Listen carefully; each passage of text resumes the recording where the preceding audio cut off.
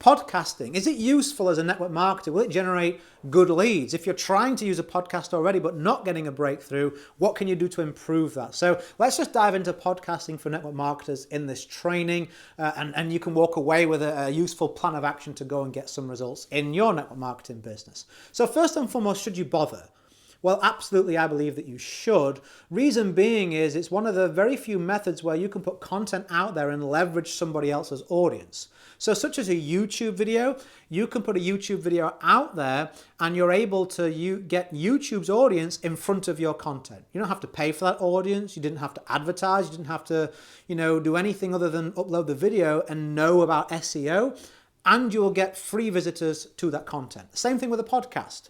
If you know how to set your podcast up correctly, how you're naming it, the tags, titles of your content, that type of thing, somewhere like Apple, their ecosystem, it will push people towards your podcast if they're searching for the type of terms that you've included in your descriptions, right? If you know where to put them and how to do that. So you're able to leverage an existing audience that's already looking for what you offer. You can actually position your podcast in front of those people and reach a whole new audience that you're not reaching right now on a daily basis. I can't remember if it's 300,000 or 400,000 downloads we've just passed on my Network Marketing Truth podcast.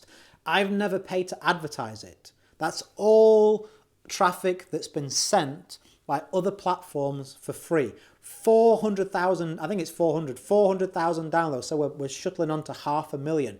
500,000 extra listens of my message, my business, my training that wouldn't have happened simply because I could be bothered to record some audio files and upload them.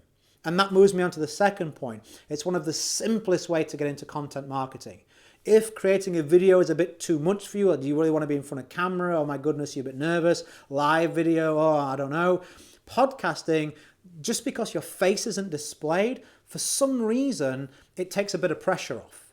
Just when someone can't see you, you feel less nervous. Also, preparation-wise, you record an MP3 file on your phone or on a microphone in your laptop. I don't edit my podcast at all. So there's no need for you. There's no need for you to do editing. There's no need for you to set up cameras. There's no need for you to put a lot of preparation, smarten yourself up, get the lighting right, get a decent camera. All of those problems go away because most people's mobile phones with a simple MP3 recording app records a good enough file. You simply upload it to a platform such as Libsyn. It shoots it to all the different places that you've linked it to, like Stitcher, Spotify, Apple. It just shoots it to all those in one go. So that's another reason. Also, you make sure that when you're recording your podcast, if you want to get more listens, if you want to get people taking action from them, have a focus, have a specific group of people you're creating that podcast for. Don't just go out there and be like, oh, well, loads of people are making a podcast on this, so I'll throw my hat into that ring. Make sure it's a passion of yours. Make sure you're knowledgeable about it. There's 3 areas that you can really work with in content, such as a podcast, and that is entertainment, education, and inspiration.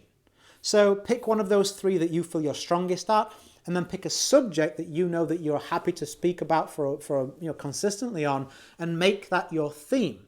Now you can start to shape and say, okay, well, what kind of people are interested in this? Okay, I can start to do that. So my podcast is all about educating network marketers on how to build their network marketing business in a professional way, using online marketing, using sound business principles in a network marketing business. So if you like that and you're a network marketer, you're going to subscribe, you're going to listen, you're going to refer and share that, right? Because it just makes sense for you to do that. It's a valuable use of your time. You wouldn't come back if I started talking about all different types of businesses. If I started talking about cold calling, when I've said for years that I don't really like that. Now I suddenly change the message. Your audience is like, well, what is this guy actually trying to teach? So be specific with what it is that you're talking about. Also have a clear call to action. What is the next step for your audience? Because they'll get cross with you if you don't give it them. Same as a YouTube video, same as any content you put out there, right? Something like a podcast works this way too. People will listen to your podcast or they'll watch your video and they go, okay, I liked that. What next? They may bounce around a couple more videos or a couple more podcasts, but why not shorten that learning curve for them? Why not help them out and save them some time by saying, you know what? If you want to cut straight to the best training, or if you want to go and if you're serious about building your network marketing business, here's the link to go to. I always do this, right? I'll say, hey, listen, if you want to get more from me, go to www.authoritynetworker.com/webinar. There's my best free training for network marketers, teaches you how I sponsored over 700 people starting at zero. So that's my call to action. Because if you're a network marketer, which I know that you are, and you are wanting to get more from me, which you probably are if you've listened or watched to this point, why don't I save you the time of trying to dig around and go, well, where's the best place for me to go to find out more about this guy, more about his products, more about his services, his most detailed training? I may as well give you that option. You can take it or leave it, but at least I'm giving you the option. So always include a call to action in your content so people who want to take the next step, you can help them do that and save them some time. And the people that don't, they're no worse off, right? It's just a couple of sentences. So hopefully that was useful. I made a good case there for you to have a podcast.